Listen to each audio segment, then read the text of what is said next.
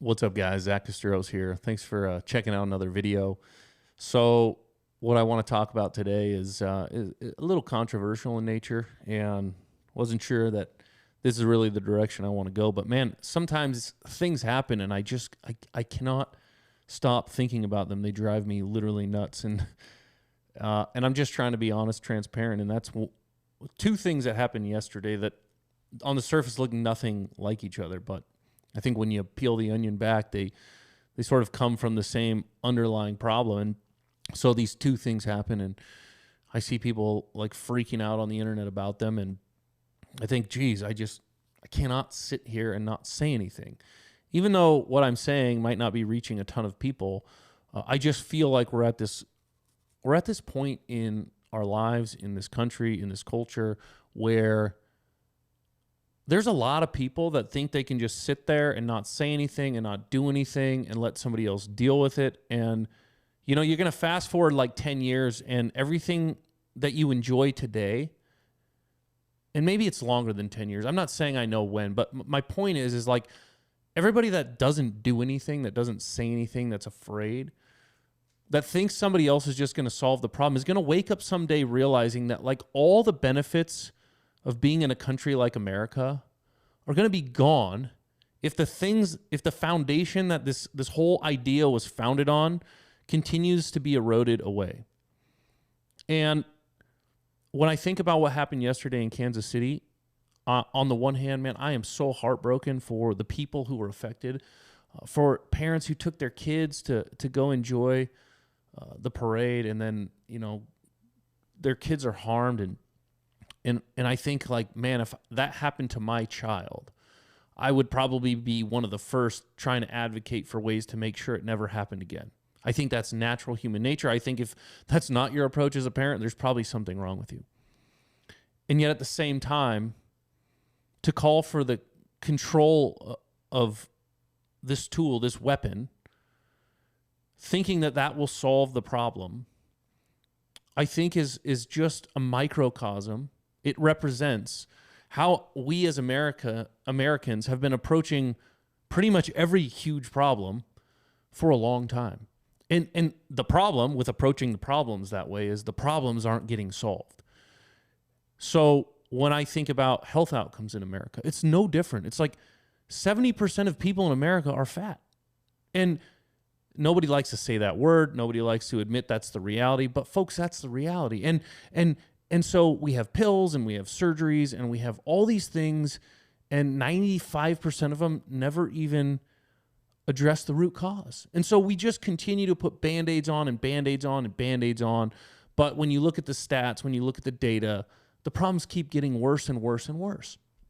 And I'm sorry, like sometimes I want to step back and I want to say nothing, because then nobody will get mad at me and nobody will stop doing business with me, and nobody will think that I'm this or that I'm that. But I just can't do it because I'm literally just watching. I've been watching for too long. The whole thing just crumble. And to me, like, the solutions are not rocket science. So, like, again, going back to the parent who would have to suffer through their child in a situation like yesterday, it's like, man, my heart breaks for you. And I see online people say, oh, prayers aren't enough. It's like, yeah, I agree. So what are we going to do? Well, listen, if you want to try and regulate a tool, somebody will find another tool. They'll find a car. They'll find a homemade tool. They'll use 3D printing. The underlying issue is not the tool. It's just like money. People hate money. People love money. Money is neutral. A weapon is neutral.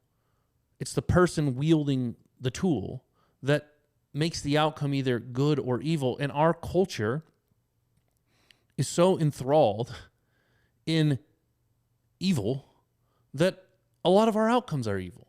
And we're so offended by good that we don't see very many good outcomes. And I know for maybe for you, you're watching this and you think like, Zach, you're the problem. You are part of the problem. It's like, hey, if you feel that way, fair enough. Like, that's your opinion. You're allowed to have that opinion. And all I would say back to you is, how's it working out? Like, how's what we're doing every day working out? So I'm going to transition, and I'll try and tie these two together to my next story, which is in the state of Washington, where I moved from about a year and a half ago. they're getting ready to send a bill that just went through the House. They're going to send it into the Senate. Hopefully it does not pass in the Senate, but they're calling it rent stabilization, which that side that likes to advocate for these kinds of bills is really good at using language. And I know people don't like the whole side thing, but the fact of the matter is today that there's sides. And most of us are like in between somewhere. But the problem is the center continues to shift one direction because like one side keeps doing things that even 30 years ago you would never even imagine in this country. And one of those things is like rent control. And they find ways to manipulate language, so they call it rent stabilization, because doesn't that sound good? We just want to stabilize your rent.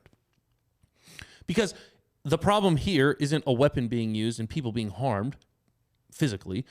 They see rent increases, they see greedy landlords as the weapon, right? Like the rent going up, that's the equivalent of the weapon doing the harm.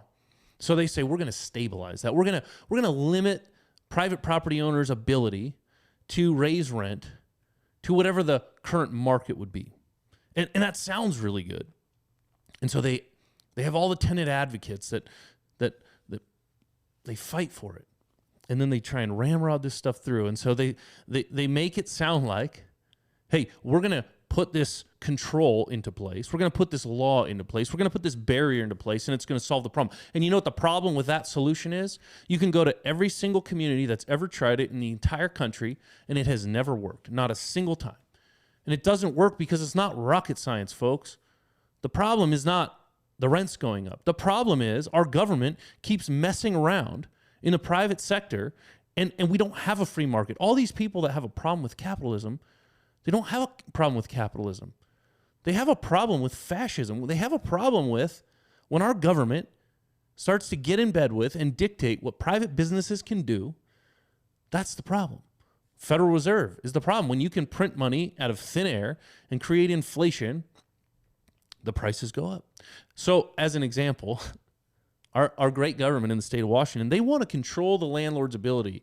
They want to say you cannot raise rents over 7% in any given year. But do you know that same government, that same Washington state government, last year, I've got properties that we own or manage where the property taxes, which are government, that's a government line item on your profit and loss statement. We have properties where that line item in 1 year, the money that we spent went up almost 100%. Several that went up 30%, 40%.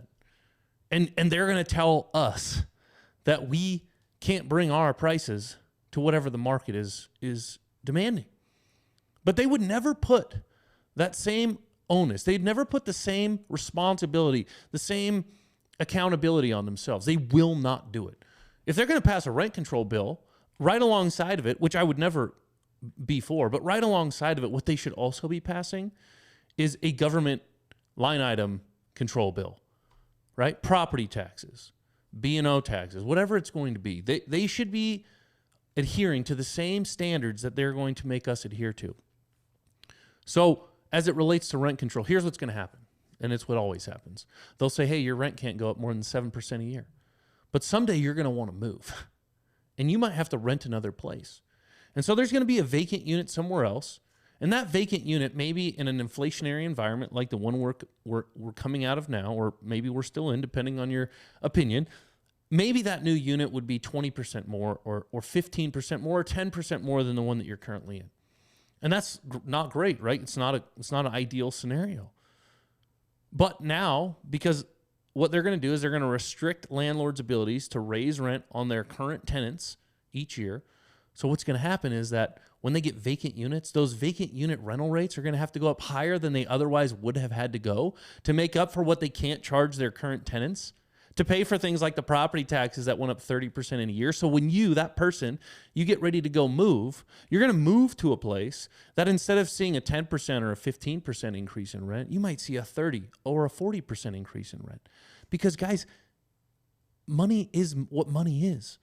People do this for a return. Listen, if I told you can go buy a 30-day treasury note, so you only have 30 days of risk that your money might not get paid back, and that treasury note's going to pay you 5% on your money, or you can invest in this piece of real estate where you have to deal with tenants that are often a pain, and regulators that are often a pain, and roofs that start leaking, and buildings that deteriorate. You can do the treasury note, or you can go into this building, and in this building, maybe you're going to make 6.5% now. Like, it's a pretty easy choice. And that's the thing that politicians do not understand. They do not understand that from a financial standpoint, money chases yield. And and the smart money doesn't chase the highest yield. It chases the highest risk-adjusted yield. So if I've got to put all my money in a risky real estate investment to make 6 or 7%, or I can take the same amount of money and put it in basically what they call a risk-free investment, which is a treasury note or a treasury bill or a bond with the treasury, I can make 5%. Well, a whole bunch of people are going to stop putting their money into real estate, and they're going to start putting it into treasuries. So what are you going to get? You're going to get not enough supply of housing. You're going to get higher rents. You're going to get higher home prices. You're going to get all the things that these really intelligent people are trying to tell you these are the problems these people are trying to tell you they're going to solve. And the very thing that they do is the very opposite. It exacerbates the problem. And I look at these things and I go, okay, so how do you tie these together? Well, this is what's happening everywhere in America. And it's happening, in my mind, because America approaches everything like a consumer. We're like drug addicts, right? If it takes a sacrifice, if it takes anything like a mid or a long-term timeline to get a result, we literally just cannot do it. So all of our incentives in this country are based on a short time frame, a 2-year election cycle or a 4-year election cycle. It's like Charlie Munger says, show me the incentive and I'll show you the outcome. So these politicians will say what they want, what they know you want to hear, so that in 2 or in 4 years, you'll reelect them. They'll tell you again, things will get worse. You'll keep believing them. You'll keep trusting them. Maybe not you, maybe not me, but a lot of people. And yet, the outcomes keep getting worse, and it's because we're not addressing the underlying issue. Folks, the underlying issue with what happened in Kansas City yesterday is that we have sin in the world, that America glorifies what is evil. We call good evil, and we call evil good. And as long as we do that, I don't care what controls you put in place, the outcomes will get worse. And they might get worse in a different way, but they'll get worse. You know what the problem with needing a rent control bill is? That our politicians, the people who dictate policy, and not just politicians, but people who drive and control the true economy in this world, in this country specifically, they're sinful, right? Like, they're greedy. And the government does such a good job of calling the private sector greedy when the government is literally doing the same thing that the private sector is doing, because they're made up of the same thing, which is humans who are sinful, humans who have fallen short, humans who live in a culture that is glorifying what is horrific. And so I say, okay, well, what does the world need, and who am I to even say what the world needs? I'm nobody. I got 150 subscribers on YouTube. I don't even know if anybody's ever going to see this, but I just can't sit here and say nothing. So here's what I think the world needs. Jesus, in this prayer, he said, may your kingdom come on earth as it is in heaven. I'm not going to get into a whole big, long discussion, debate on the kingdom, and is it now, is it in the future, is it a mixture of both? But I'll say, I think Christ is in heaven reigning. His kingdom is now. Our job is to be a conduit, in my mind at least, a conduit for the kingdom. So that means we need to be a reflection. We need to stand for things that you would see in the kingdom. So, on the one hand, you would say, well, in the kingdom, right, if the kingdom was here on earth, there would be no greed, there would be no envy, right? So if we're running companies, if we're landlords, let's not do it greedily. And if we're tenants or we're employees or we're in a position where somebody else has some level of authority of us, or they have what we don't want, let's not be envious. Because both of those things lead to the same outcome. Looks a lot like America today. And we could say that for everything. Love your neighbor, right? Like, we wouldn't be shooting people if we loved our neighbor. Fear God. In the kingdom, we would fear God. So we wouldn't blatantly be calling what he calls sinful good. And like in the book of Leviticus and Deuteronomy, God says in the Bible, if you obey my laws, you will be happy. You will be blessed. And yet in America today, even in Christianity, and I'm not some like legalist. I'm not here to say that the law will set you free, because it won't. Christ will set you free. But if we live in adherence to God's principles, we will be happy. That's where true freedom comes from. So I guess my whole point in this is to say, we all have to look inside of our hearts. I know I do. And in everything I do, I have to be thinking about, does this reflect the kingdom? And honestly, like I've been on this journey the last, month or two, where I've been going through my Bible saying like, well, what is the kingdom? What actually is it? Because Jesus talked about it, I think, is second or third most of all the things that he talked about. And yet, most of the time, my experience in Christianity, it's never talked about. Or if it's talked about vaguely, or it's talked about in the future. It's talked about as if we've never stepped back and thought about, well, what the heck is it?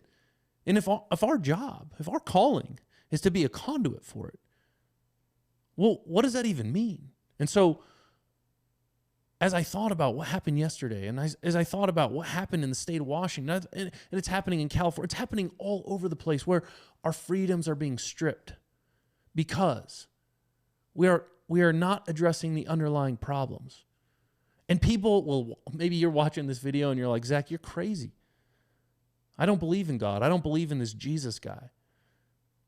You know, our country had slaves. You know, like you can think of all the things for the yeah buts. And I don't blame you, right? Like I think you're supposed to challenge thoughts and you're supposed to work through these things. But I would just say to you, how's it working out? Like, let me ask you, if the world, if America had leaders that led in a way where they were leading to looked like the kingdom as it's conveyed in the Bible, would the world look better? Would America look better than it does today? Yes, no doubt. And you might say, yeah, but then there's these people that would be excluded. Yeah, they would be. They would be asked to change. They would be asked to sacrifice, just like the rest of us. Our sacrifices are different. We all have something we have to die to, that we have to give up, that if we could have our own way, we wouldn't do it the way the kingdom wanted us to. We wouldn't do it the way the king wanted us to. But like, think about the military. Like you might have a commanding officer that tells you to do something, that doesn't ask you, commands you to do something. And you might not agree. You might not like it. It might scare you to death. It might frustrate you. But if you trust and you respect your commanding officer, you know what you say? Yeah, I'll do it. And the trust is the most important, because if you don't trust your commanding officer, you ain't going to do it. You'll find a way not to do it. Or you won't do it wholeheartedly. But if you trust your commanding officer, you say, yeah, I'll do it. I'll die for you. I'll go all the way for you. And so I look at it and I say, listen, if the kingdom was here on earth in its fullness, what would this world look like? What would we run our businesses like? How would we work for our employers? How would we serve our customers? How would we set up laws? Right? Like Christianity does a really good job of saying, hey, I want to help you get saved so you can go to heaven someday. And then my problem has always been, yeah, and then what? Like, I still got to live the rest of my life here. I'm still watching like hell come to earth. What am I supposed to do about that? And the more that I've been thinking through, like, what happened yesterday? What's happening all around us? What's happening in politics? And the way I think politics is just us deciding who gets to kind of dictate what other people gets to do. I look at it and I say, what we need is people who are kingdom-minded to actually stand up and say something, knowing that we're not going to be perfect. I'm not perfect. I gotta look myself in the mirror every day and challenge what I'm doing, why I'm doing it. Are my motives pure? Is this advancing the kingdom? And I think that's the solution. I think the solution to what happened yesterday in Kansas City is less evil in people's hearts. It's less sin in their lives. It's realizing that they're a sinner that needs a Savior. And that's a long-term play. I think that the solution to what's happening in the rent situation is to get the government out of the way. They're manipulating the money. They're manipulating things. I'm not saying we don't have any regulations, but I'm saying that we address the root cause. The root cause is not a landlord just trying to survive. We got landlords leaving left and right. It's making the problem worse. It's to say, what is the underlying cause of why they have to keep raising the rent like that? Yeah, for some of them, it's greed, and we don't want greedy people. But for most of them, it's not. It's that they're trying to survive in an environment. It's like this. I was thinking about this yesterday because the Kansas City thing's going on, and then I'm like thinking about this, and it's like, hey, if we're going to play a game like football, you got to have a referee. That's how I think about politics. Like politics is kind of the referee. It's laying out the ground rules. Here's the game you're playing. Here's the rules to the game. The problem is that in life, you don't really have a winner and a loser per se. So it's not like we're playing so that my side can get 10 touchdowns and your side can get 7 touchdowns and I win. No, it's like, how do we set up the refereeing so that as many people can thrive as possible? That's what it should be. The problem today is that so much of what's been set up is no longer about the refereeing, just refereeing the game. Now we've got referees rigging the game. We've got referees like nudging things in this direction or in this direction, right? Like the Federal Reserve manipulating the price of money is like a referee manipulating the game. And so now you got the two teams, so to speak, getting mad at each other instead of realizing that the referee's the one who's making it where it's not a fair game. So I go back and I say, we got to get rid of that. We've got to root that out. We've got to get back to, listen, if we want to change things, we got to change ourselves first. We got to realize that we have fallen. We have fallen short. And if we wake up every day and we work to become better, we work to become more like Christ, we work to be a better conduit for the kingdom, then you know what? I think over time we win. And I don't mean win like we win and they lose. I mean win as in we bring, or we help to bring, we're the conduit for bringing what will help people thrive. Because what we're doing is not working. And what we're doing is focusing on all the wrong things. So I guess to wrap up, I would say that, I feel for people who are in these situations in any place, not just in Kansas City. I feel for tenants who are struggling to pay their rent.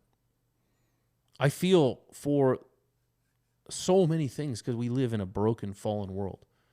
And yet, what I'm invigorated about, what I'm excited about is to say, like, hey, there is a solution. But the solution requires people who think that they can tap into what the solution actually is to engage, to stand for something, to say, like, I'm not just going to sit and watch everything that this country was founded on, that's worked better than everything else that's been tried, to just be torn down by people who are great at tearing down and have a horrible track record at building up. Instead, I want to reform. I want to look at what we've gone at the areas we've gone wrong, and I want to remodel them.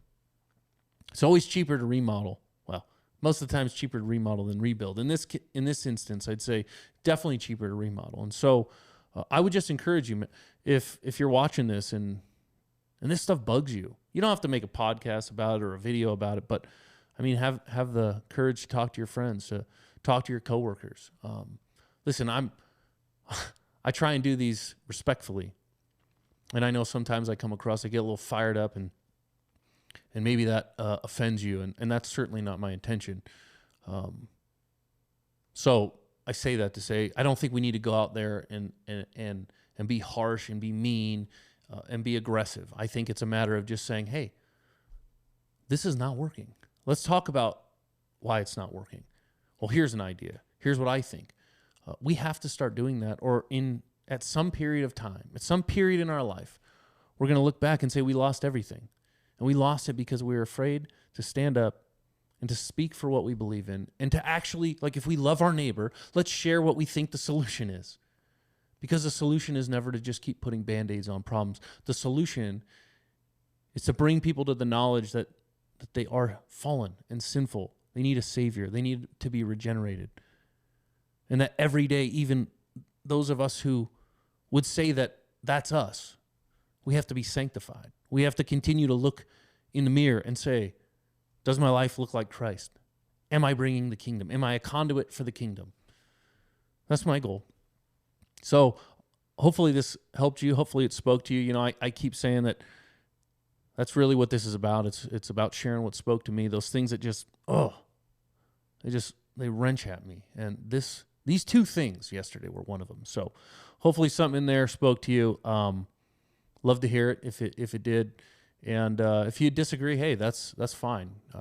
You know, you're entitled to your opinion too. So I would say that if you disagreed, you can share that with me too. Hopefully we can converse about it respectfully.